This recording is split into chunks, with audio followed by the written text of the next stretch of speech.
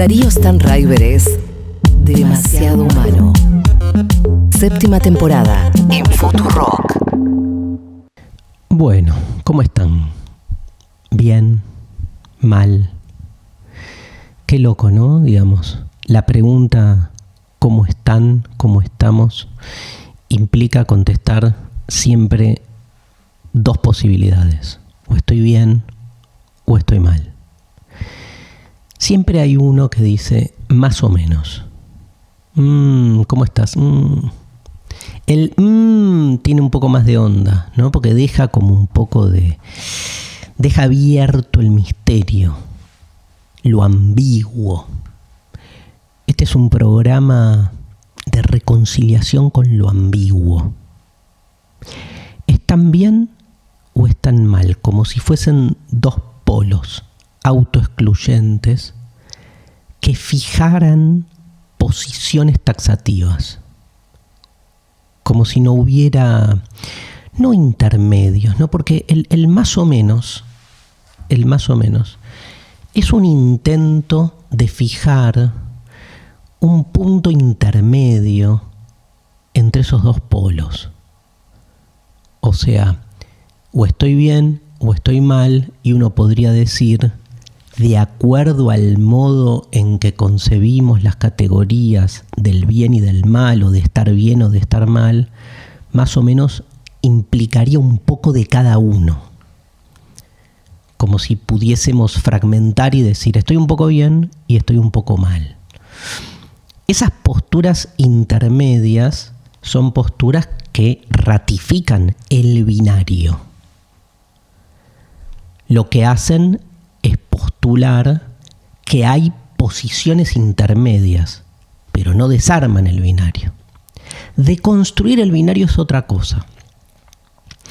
Es entender que cuando decimos bien o decimos mal ante la pregunta ¿cómo estamos?, necesitamos ordenar el mundo emocional, diríamos en este caso, en dos posiciones antagónicas extremas a partir de las cuales se ordena todo en el mundo de nuestras emociones, de nuestros sentimientos, como si hubiesen dos polos ideales.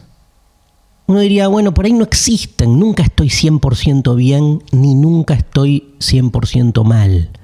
Pero es cierto que ambos polos es como que fijan, por eso hablo de orden, fijan una clasificación que hacen comprensible a nuestro logos, a nuestro logocentrismo, a nuestra necesidad lógica de estructurar el mundo en términos analíticos, posibilitan, déjenme que ya diga farmacológicamente, una especie de tranquilidad existencial en que el mundo ingresa en casilleros mensurables, comprensibles, manipulables. El binario no existe en la realidad. El binario es siempre una hipótesis, pero es siempre una hipótesis prescriptiva, nunca descriptiva. Esto es vital para una deconstrucción de los binarios. Hay que empezar por algún lado. Y me parece fundamental tratar de comprender el carácter del enunciado binario, su carácter sustantivo. El binario todo el tiempo se presenta como si fuese una descripción de las cosas, cuando en realidad no habla del ser, sino que postula un deber ser. Un deber ser que tiene consecuencias de todo tipo, diríamos nefastas, ahora las vamos a desarrollar. Pero lo primero que hay que poder distinguir es entre lo descriptivo y lo prescriptivo, entre lo informativo y lo normativo. Y esto es lo que más molesta, molesta el sentido común, porque ¿saben qué? El sentido común es binario. Es sentido común porque es binario.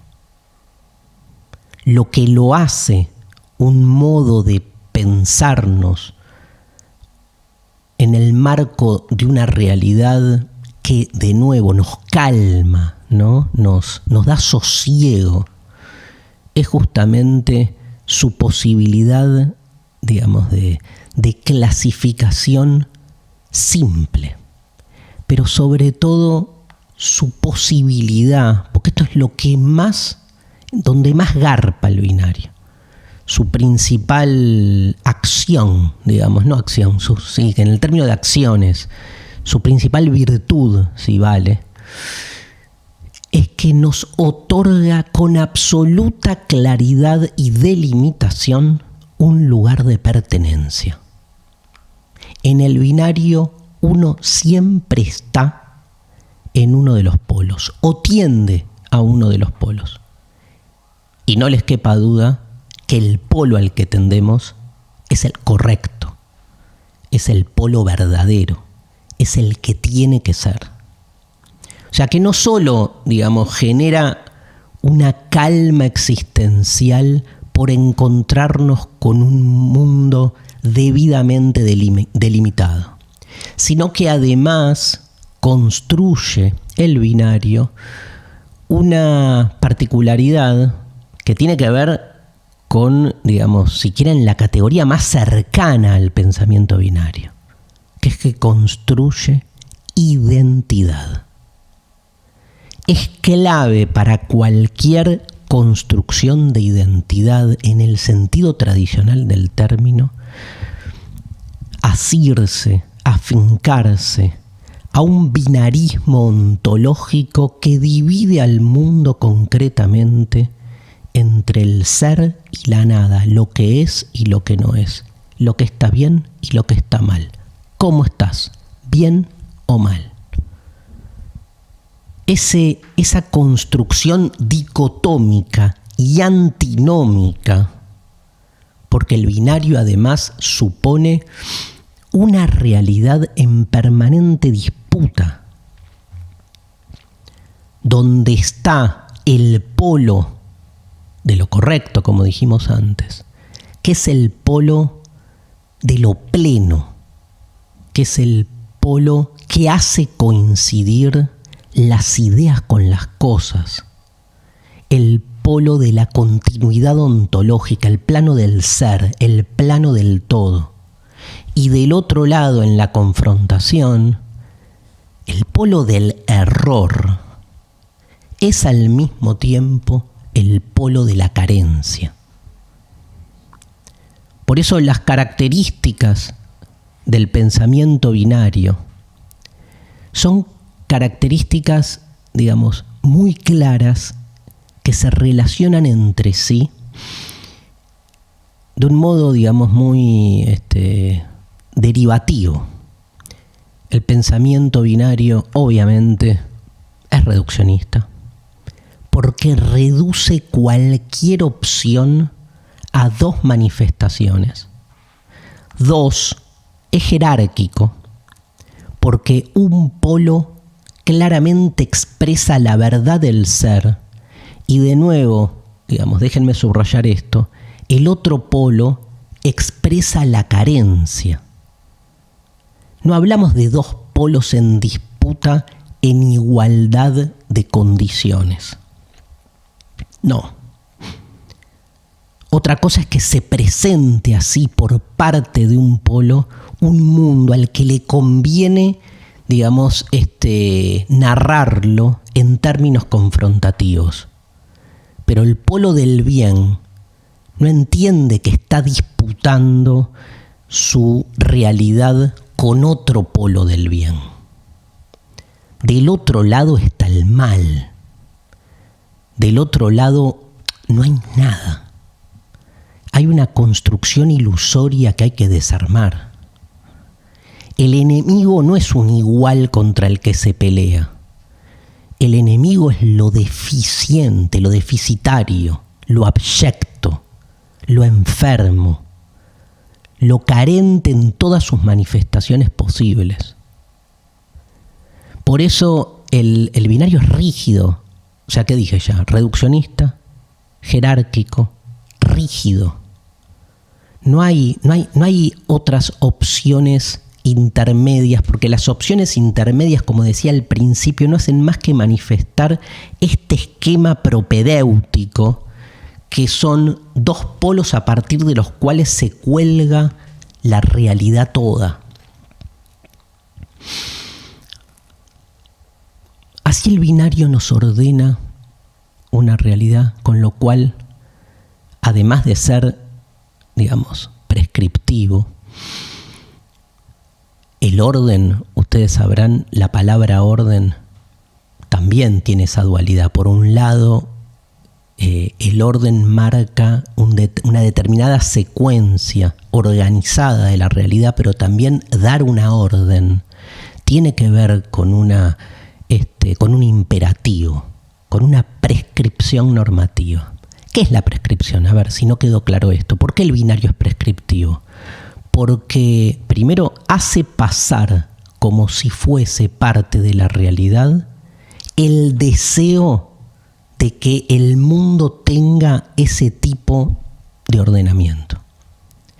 Y lo prescriptivo es básicamente una imposición que nos normativiza y por lo tanto nos normaliza a encajar en moldes previos que no tienen que ver con nosotros.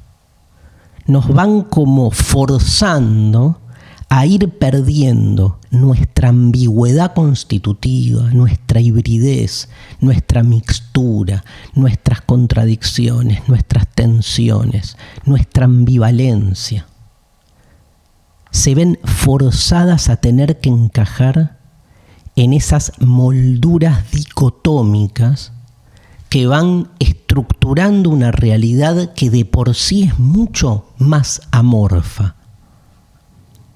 Pero además construyen en nosotros disciplinamiento binario, que es la sensación hasta corporal de que si uno no encaja en el binario, es porque nos falla algo. Tenemos un problema. Ese binario, obviamente, y desde hace mucho tiempo, mucho y poco tiempo en realidad, es un binario que lo visualizamos sobre todo gracias a la profusión de las distintas manifestaciones feministas.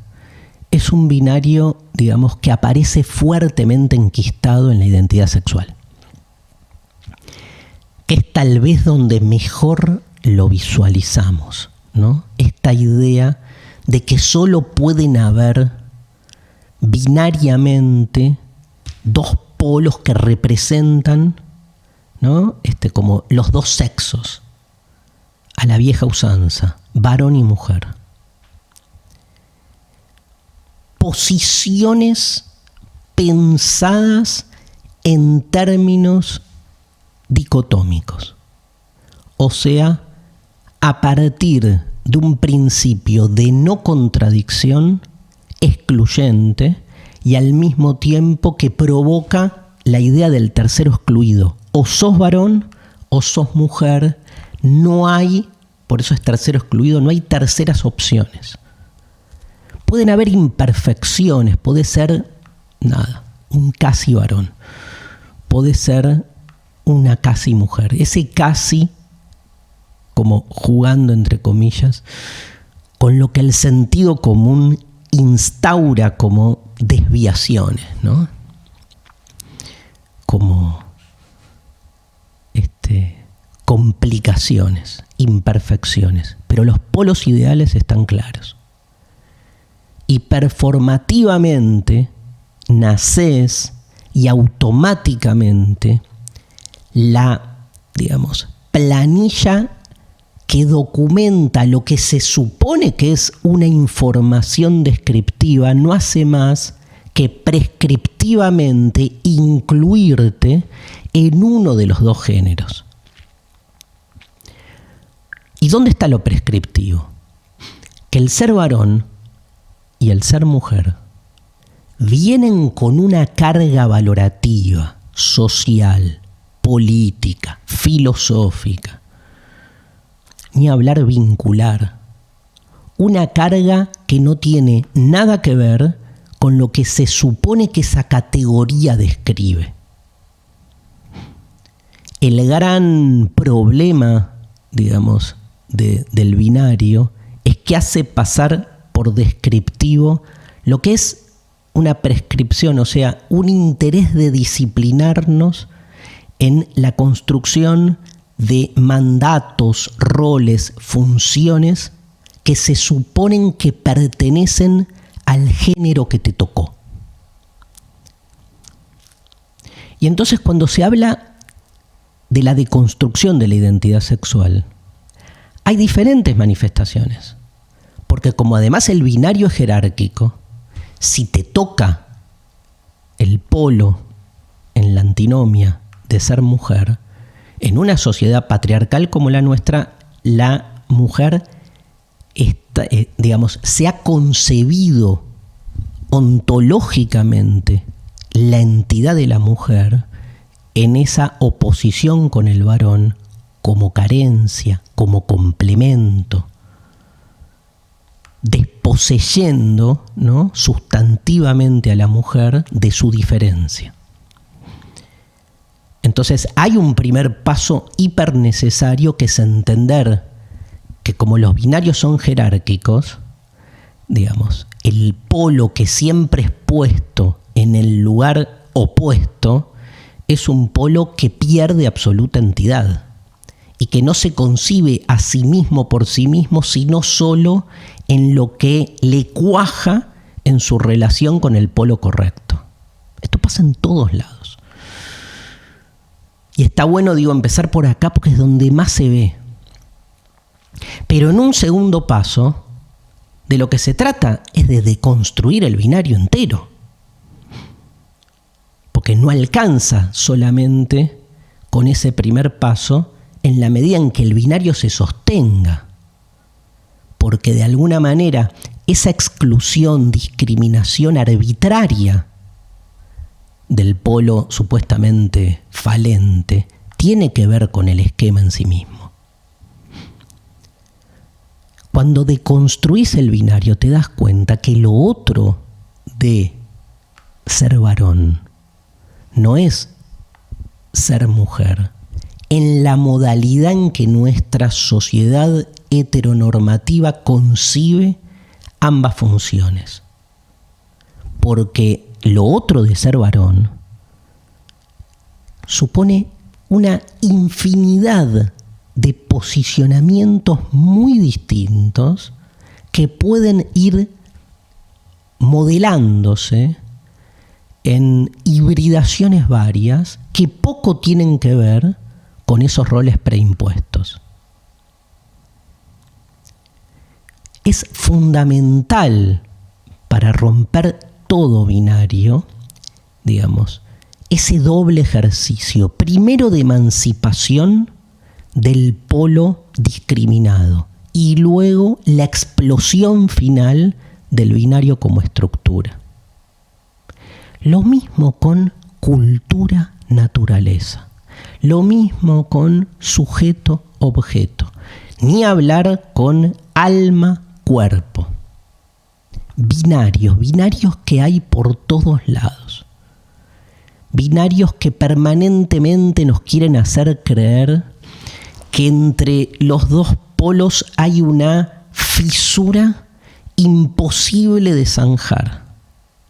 Que hay una grieta, donde de lo único que se trata es de disolver el polo opuesto que está todo el tiempo minando, que está todo el tiempo perturbando la armonía final de todas las cosas.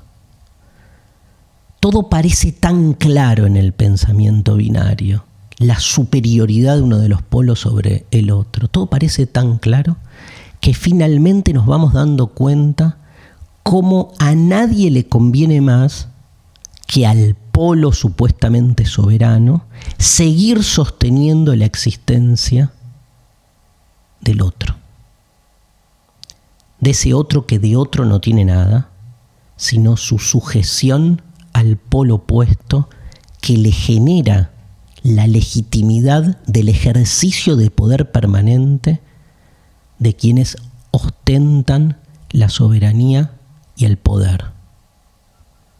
El polo positivo tiene por sobre todas las cosas valor, poder, tiene por sobre todas las cosas hegemonía, porque siempre tiene del otro lado a quien sojuzgar.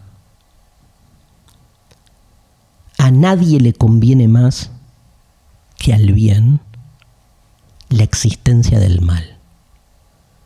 Porque si el bien se quedara del otro lado, sin su polo adverso para diferenciarse, florearse de su pureza, de su distinción, de su plenitud, si faltara lo oscuro, lo negro, lo desviado, lo abyecto, si faltara lo que no cuaja, entonces el polo del bien ya no sería el polo del bien.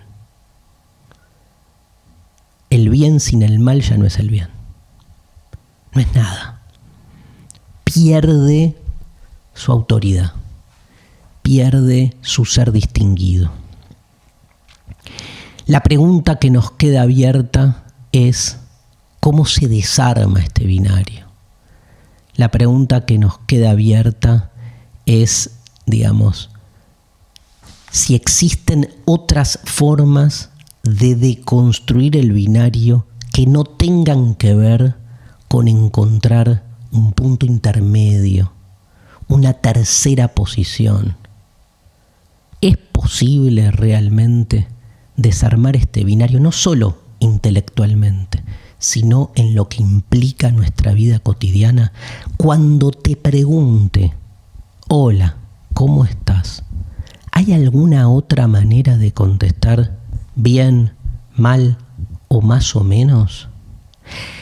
¿Hay otra manera de poder expresar algo que en realidad sentimos? Esta ambigüedad originaria que ante una pregunta como ¿cómo estás? Nos deriva a toda una serie de asociaciones que lejos pueden reducirse a posiciones conceptuales tan claras. No estoy ni bien, no estoy ni mal, no estoy ni más o menos. Soy simplemente un ente abierto que se pregunta. Demasiado humano. Con Darío Stanraiver. Hasta las 21. Futurock. El tema son las transiciones. Digamos, nosotros estamos acostumbrados a pensar lo transicional desde dos polos, ¿no? Y en realidad estamos todo el tiempo transitando, transformándonos, traspasando, siempre trans. ¿Qué es ese trans? ¿A qué apunta, no, este prefijo de movimiento? A que en realidad, digamos, nuestra deriva híbrida, ambigua, en transformación permanente, va fijando dos polos ideales, estáticos, como una manera casi de salvaguarda, como decíamos antes, más bien, digamos, farmacológica, ansiolítica, ¿no? Como que desarma ansiedades. Y entonces, digamos, nos coloca como en fronteras delimitadas, muy claras. Una filosofía de la ambigüedad es básicamente una filosofía de destrucción y transgresión, otro trans, de todo género. Estaba leyendo, no lo traje, pero el último libro de Paul Preciado, que se llama Dysphoria Mundi, que hace, digamos, Preciado ahí toda una defensa ¿no? de lo trans en un sentido, digamos, mucho más ontológico y epistemológico. Dice, este libro mismo es un libro que traspasa todo género, porque es un diario, es un manifiesto, pero también es un libro de filosofía, pero también habla de otras cosas, ¿no? O sea, hay una necesidad de subvertir, diría más que de subvertir, de hacer implotar un esquema al interior del cual nos veníamos sintiendo cómodos, pero el costo de nuestra comodidad era el cercenamiento de nuestras, digamos, ambigüedades. ¿Por qué lo ambiguo es malo? ¿Por qué lo ambiguo es algo con la necesidad imperiosa de aclarar, ¿no? ¿Por qué se asocia la ambigüedad a lo confuso? Cuando la ambigüedad lo que manifiesta justamente no es una postura intermedia, porque la postura intermedia implica una lucidez, una decisión, una afirmación taxativa. Lo ambiguo es asumir esta especie de ontología transicional donde somos todo el tiempo todo y nada, donde nos la vamos viendo y vamos lidiando con todas nuestras percepciones que no encajan en lugares predeterminados. Todo el tiempo nos estamos viendo con esas aporías constitutivas. ¿Por qué? Porque somos finitos.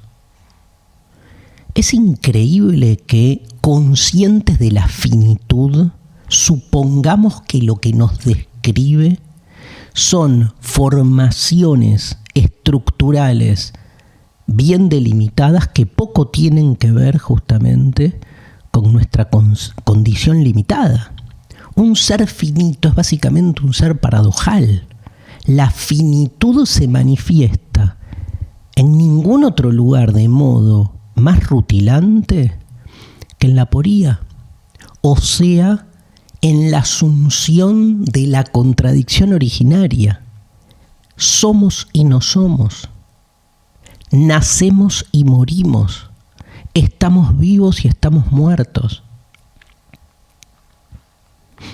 ¿Cuál es el binario ahí? El binario es tan prescriptivo, diferencia la vida de la muerte.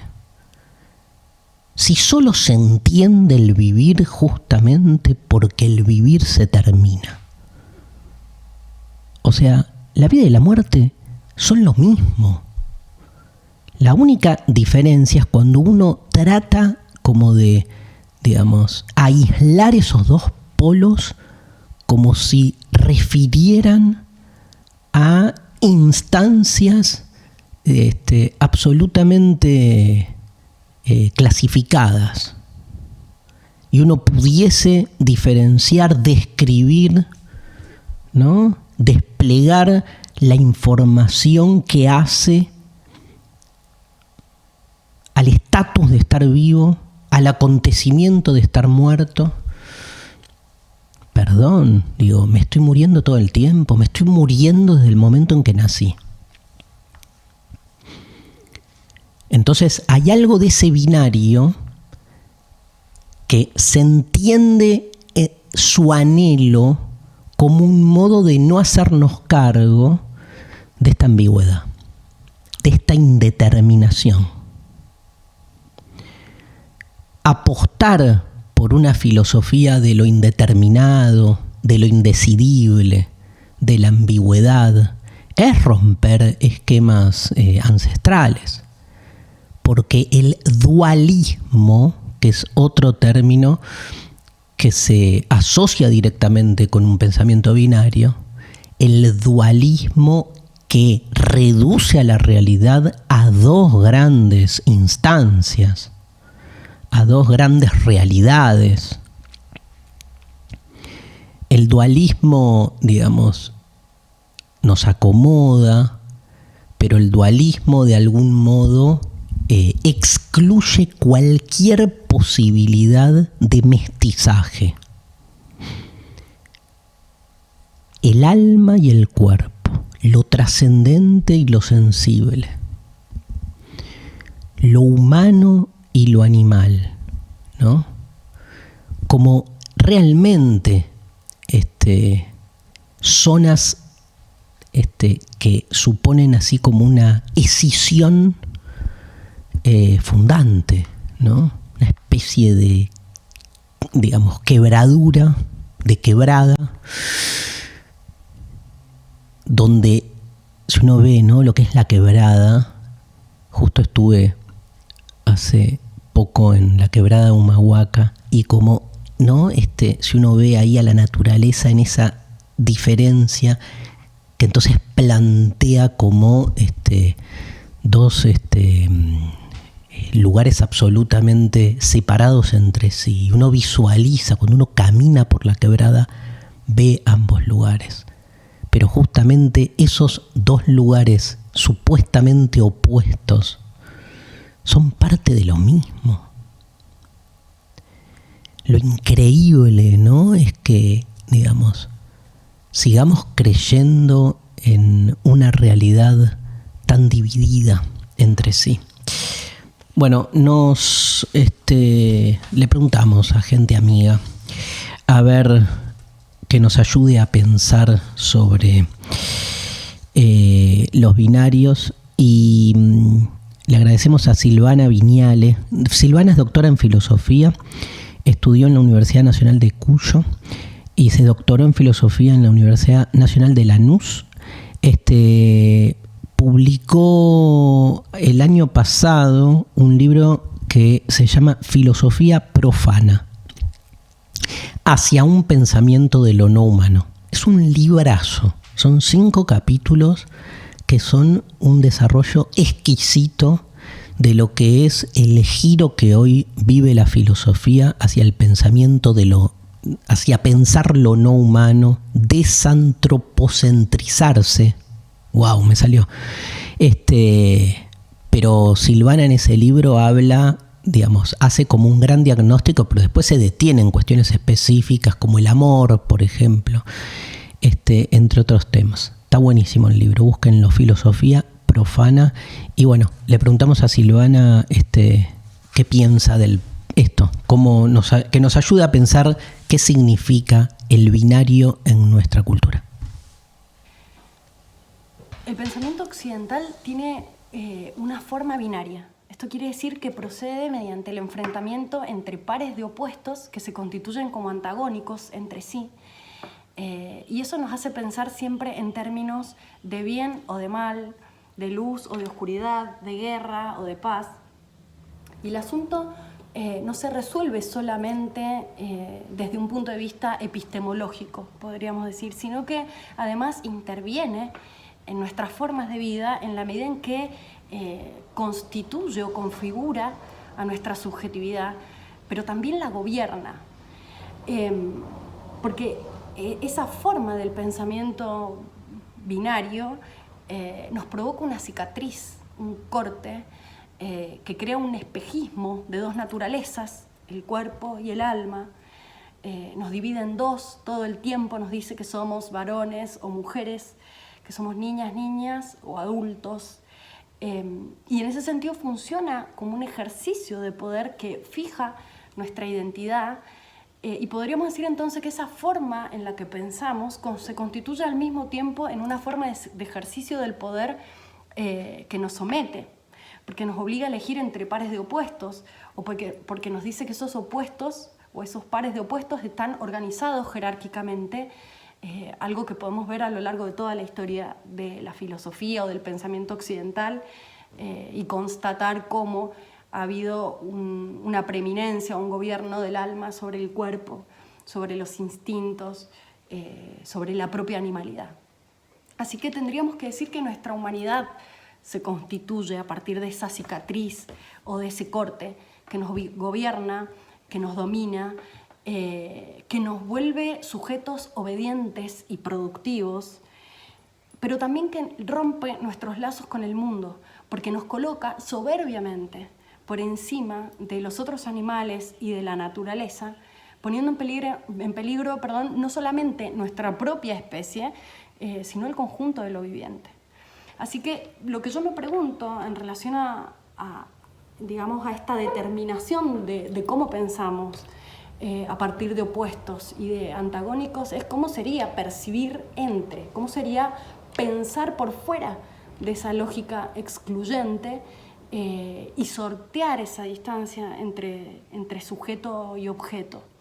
Y en ese sentido, por ejemplo, cómo sería entender que la muerte no es lo contrario de la vida, sino su continuidad, o que el cuerpo y el alma no son dos cosas diferentes. Clarísima, Silvana, impresionante. Gracias por el aporte, es por ahí, ¿no? El entre, esto último que dice Silvana. Pensarnos como un entre donde, digamos, entre ambos polos, no es que hay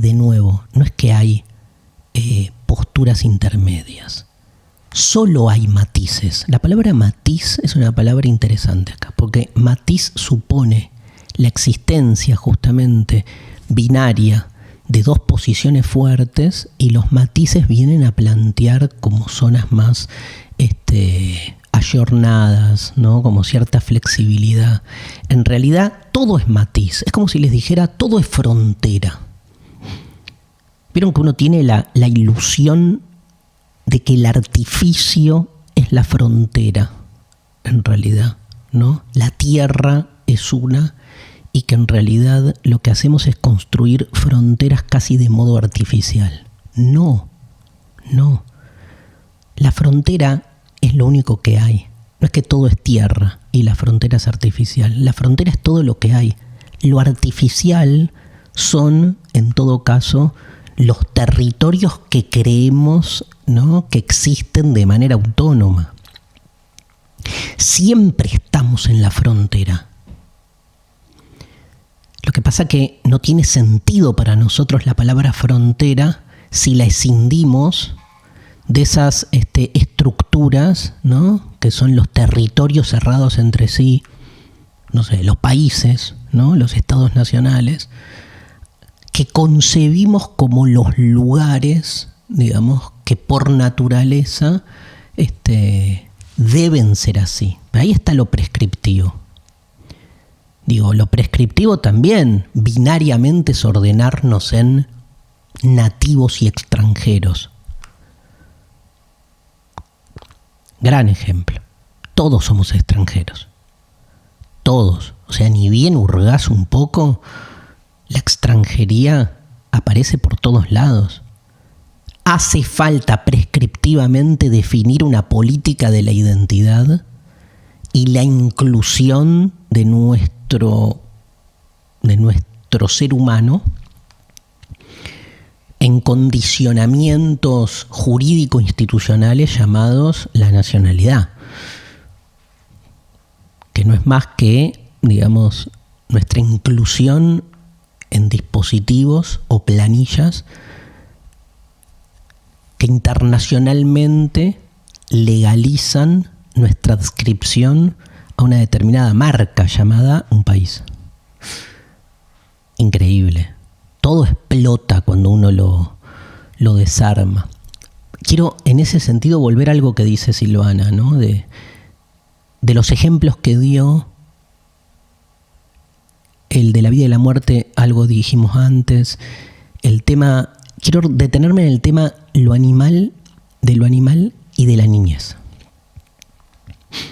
Porque hay una manera transicional distinta, ¿no?, de hibridación, pero que es sobre todo de desarme del binario. O sea, ser adulto no es dejar de ser niño. El niño sigue acá. Este es el tema.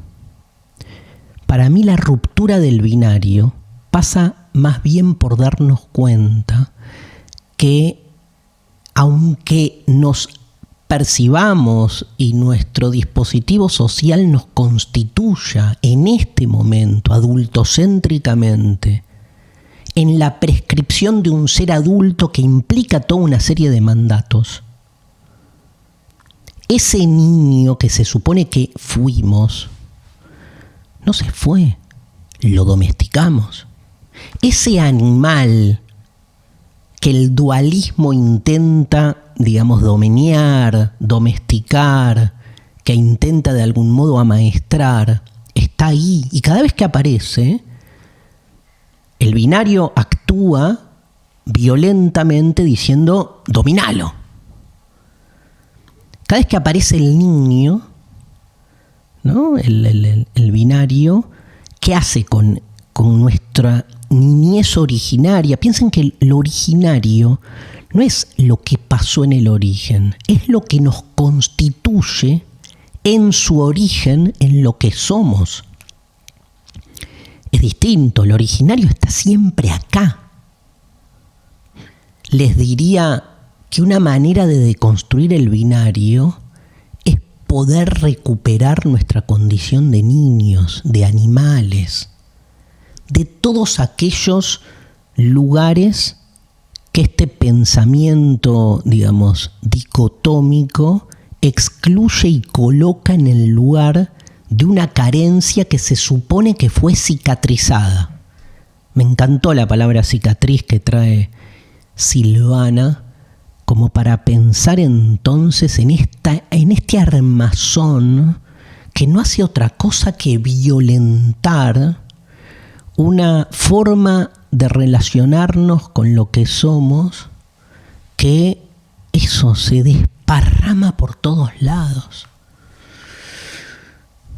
Nuestro cuerpo básicamente es un desparramo.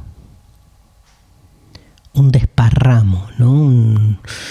Algo que no, como que va excediendo y sobrepasando cualquier tipo de estructura. De construir el binario es antes que nada reconciliarnos entonces con este trasvasamiento permanente de toda frontera.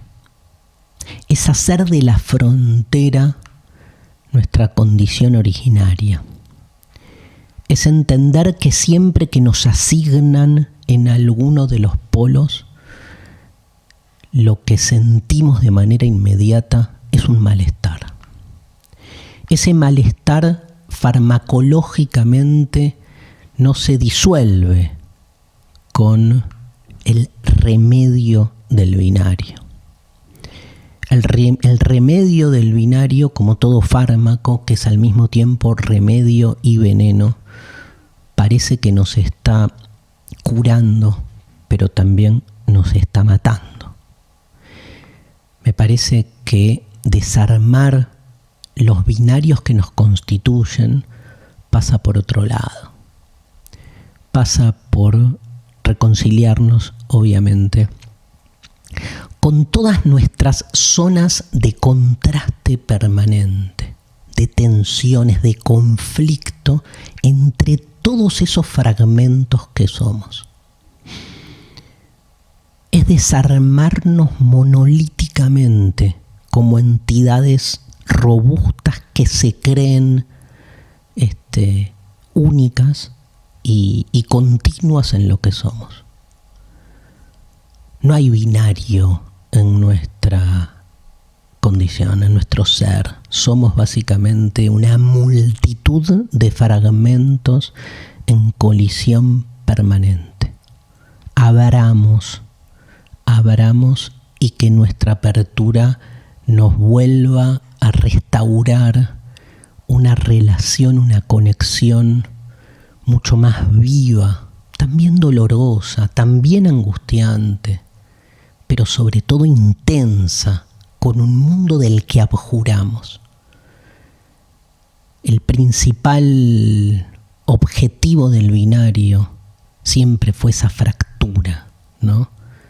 Y esta idea de una soberanía humana que se cinde del mundo para su dominio y su usufructo.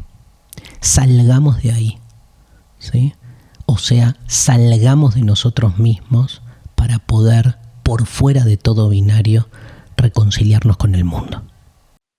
Lunes, de 20 a 21, hay Demasiado Humano. Darío Stanraiver, Futurock.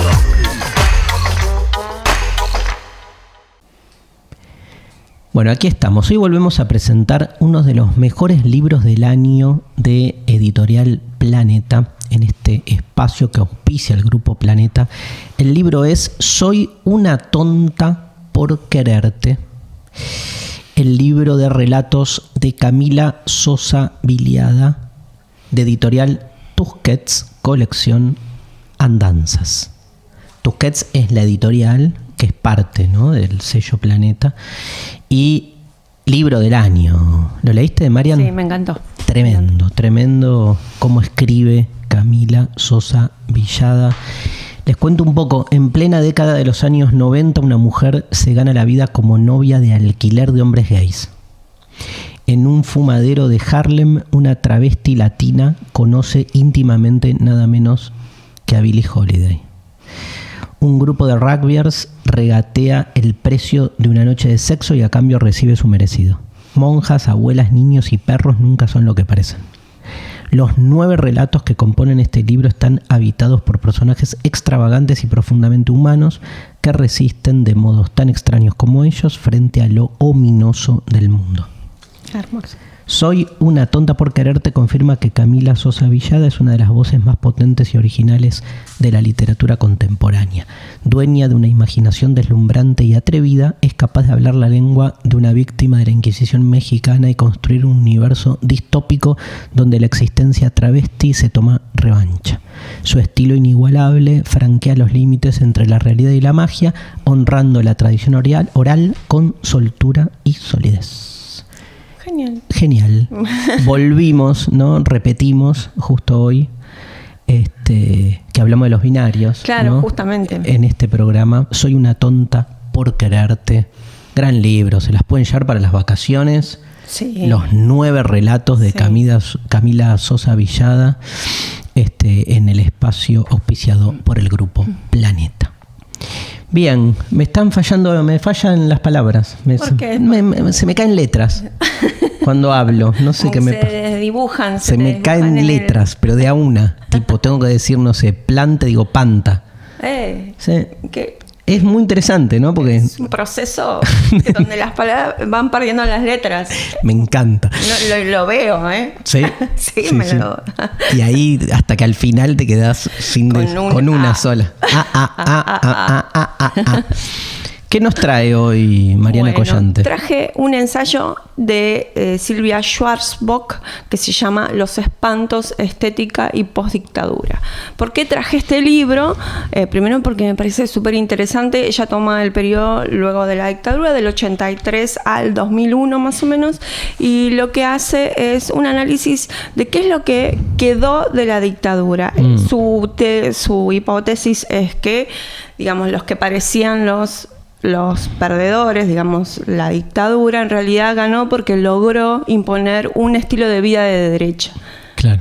Y que todavía se mantiene y está en consonancia con el mundo, ¿no? Uh-huh. Entonces, a partir de la dictadura, lo que se dejó de pensar es el comunismo como una posibilidad, alguna otra forma de vida que tenga que ver con una vida no mercantil. Eso claro. se ha quedado en la historia, y es más, cualquier persona, sobre todo el peronismo, que encarnaba estos ideales, ¿no?, en su parte armada y en su parte no, digamos, antes de la dictadura, encarnaba estos ideales, fue totalmente erradicada como posibilidad, y también incluyendo a los propios partidarios, ¿no? Después del 83 el peronismo se fue convirtiendo en el peronismo renovador, que después dio, digamos, la famosa década del 90, donde todos los ideales, ¿no? Se privatizaron empresas públicas, todo eso era contrario a lo que se había planteado en 1945, ¿no? En el peronismo de 1945. Entonces, estamos en esta época, ella dice que no estamos en democracia, sino que estamos en postdictadura todavía. Ese periodo, ¿no? Después del 2001, bueno, es otra historia, la irrupción del kirchnerismo creo que toma algunas de estas idearios, ¿no? Algunos discursos de esa época, pero me parece muy interesante porque lo trabaja desde la estética. Desde la estética, desde las películas de Lucrecia Martel, desde algunas cosas que dice Fowell, analiza mucho lo que fue la cultura alfonsinista, ¿no? Esa cultura así muy, muy vinculada al Estado, la labor de los intelectuales, la filosofía. Es muy interesante todo lo que hace Silvia. Ella creo que es titular de la materia estética en la UBA. En la UBA. Yo estudié con ella. Sí, sí. Fuimos compañeros de cursadas de algunas materias brillantes siempre. Brillante, así como otro nivel, así su manera de pensar. Brillante, y así escribe, ¿no? Claro. Me parece que desafían las lógicas del progresismo, algunas cosas que han quedado cristalizadas. Me parece que al que le interesa la política, un poco la cultura, le sirve para pensar algunas cosas, incluyendo el kirchnerismo, ¿no? Y qué significó. Total. Bueno, Schwarzbock. Difícil el apellido. Venía Steinschreiber y me pasaba lista. Pasaban lista. Schwarzbock, Steinschreiber y Vázquez después. Con ese. Claro, con ese. Vázquez con ese, ¿no? Bueno, Marian, gracias. Los espantos, entonces, de Silvia Schwarzbock, estética y postdictadura. El recomendado de hoy de Mariana Collante. Nos vamos. Gracias, Mariana. Gracias, Sophie Cornell. Se nos va diciembre. Se nos va. Maga Calderón en la operación técnica. Con un apellido. Me olvidé del otro apellido. Que nos acabamos de olvidar. Schlafstein. En la lista con Schwarzbock. Schwarzbock, Steinschreiber y Schlafstein. Es la delantera. La delantera. De Polonia. Y Sophie Cornell, Irlanda. De Irlanda. Y Mariana Collante. Acá, sí. Autóctona. Dijimos que no hay fronteras en el programa de hoy, así que cortémosla. Nos vemos el lunes que viene. Chau. Lunes, demasiado humano. Demasiado humano. Con Darío Stanraiver. Hasta las 21.